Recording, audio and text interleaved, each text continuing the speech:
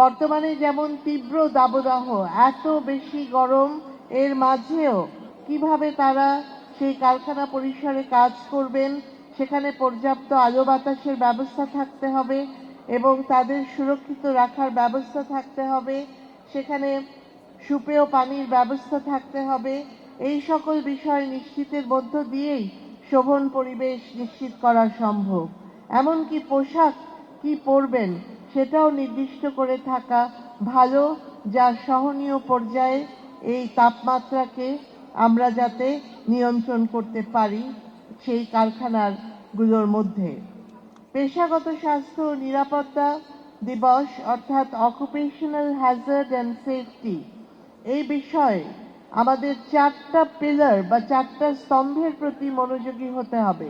একটা হচ্ছে ম্যানেজমেন্ট কমিটির একটা কমিটমেন্ট থাকতে হবে, হ্যাজার্ড কন্ট্রোল অ্যান্ড ম্যানেজমেন্টের প্রতি দৃষ্টি দিতে হবে, ট্রেনিং এবং কমিউনিকেশনকে আরও বেশি জোরদার করতে হবে এবং শ্রমিকদের অংশগ্রহণকেও সেই বিষয়গুলোর সাথে সম্পৃক্ত এবং নিশ্চিত করতে হবে।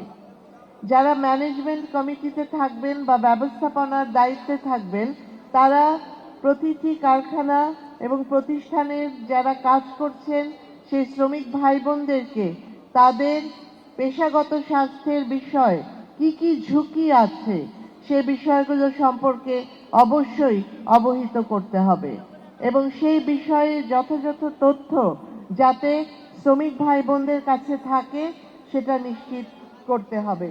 এই বিষয়টি অত্যন্ত গুরুত্বপূর্ণ, সেটা শিল্প কারখানাই হোক, যেটা ইন্ডাস্ট্রিয়াল বেল্ট অথবা কনস্ট্রাকশন সাইট হোক কিংবা সার্ভিস সেক্টর হোক, প্রতিটি ক্ষেত্রেই এই বিষয়গুলো অবশ্যই পালনীয় এবং প্রতিটি ক্ষেত্রে এর কিছুটা ভিন্নতাও থাকবে।